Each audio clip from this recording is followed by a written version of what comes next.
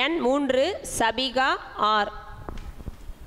கல்லும் மண்ணும் பிறக்கு முன் பிறந்த தமிழ் மொழிக்கு வணக்கம். வீர நிறைந்த தமிழ் மண்ணுக்கு என் முதற்கண் வணக்கத்தை கூறி என் உரையை தொடங்குகின்றேன். இன்று நான் பேச எடுத்துக்கொண்ட தலைப்பு சாதனை படைக்க தேவை தன்னம்பிக்கையா விடாமுயற்சியா. சாதனை என்றால் என்ன? ஒரு செயலில் இறங்கிவிட்டால் நாம் வெற்றி பெறும் வரை மீண்டும் மீண்டும் முயற்சி செய்து அதில் வெற்றி பெறுவதுதான் விடாமுயற்சி என்பர். விடாமுயற்சி பற்றி ஒரு கதையை காண்போம். ஒரு சிலந்தி தன்னை காப்பாற்றி கொள்ள வலையை பின்னியது. வலையை அவிழ்ந்து விழுந்தது. மேலும் மேலும் விடாமுயற்சியால் விலையை பண்ணியது. இவ்வாறு 6 முறை வலையை பின்னியது. 6வது முறையும் வலை அவிழ்ந்து விழுந்தது. தன் விடாமுயற்சியால் 7வது முறை முயற்சி செய்து அதை முழுமையாக பின்ன முடிந்தது. சிலந்தியின் விடாமுயற்சியால் தான் அதை காப்பாற்றி கொள்ள முடிந்தது. இது போல்தான் APJ அப்துல் கலாம் அவர்கள் எவ்வளவு துன்பம் எவ்வளவு கஷ்டம் வந்தாலும் தன் விடாமுயற்சியால் தான் படித்து விஞ்ஞானியானார். சரி, தன்னம்பிக்கை என்றால் என்ன? நாம் ஒரு செயலில் இறங்கிவிட்டால் நம்மால் முடியாதோ, நாம் தோற்று விடுவோமோ என்று நினைத்து பின்தங்கக்கூடாது.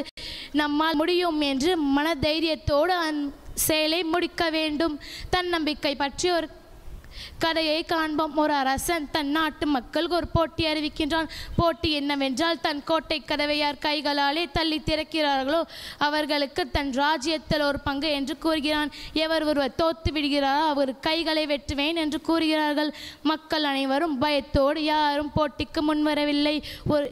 அந்நேரத்தில் ஒரு இளைஞன் நான் இந்த போட்டிக்கு முன்வரேன் என்று கூறுகிறான். மக்கள் அனைவரும் வியப்போடு பார்க்கின்றனர். நீ தோத்தால் உன் கைகளை வெட்டுவார்கள் தெரியுமா என்று கூறுகிறார்கள். நான் ஜெயித்தால் நான் அரசனாவேன், நான் தோத்தால் என் கையை தானே வெட்டுவார்கள் என்று கூறி கதவை திறக்கின்றான். என்ன ஒரு ஆச்சரியம்! கதவு திறந்து விடுகிறது. ஏனென்றால் கதவு தாழ்பால் போடவில்லை. இப்படிதான் பல பேர் நம்மால் முடியாதோ, நாம் தோத்து விடுவோமோ என்று நினைத்து முயற்சி கூட செய்ய மறுக்கின்றார்.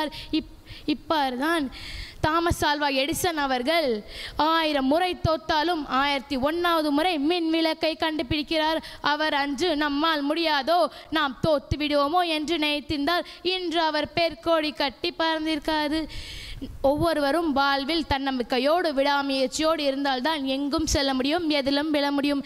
எனக்கு பேச வாய்ப்பளித்து பேசவிட்டு அமைதி காத்த அனைத்து பேருக்கும் சிரம் தாண்டி வழங்குவேன். நன்றி, வணக்கம்.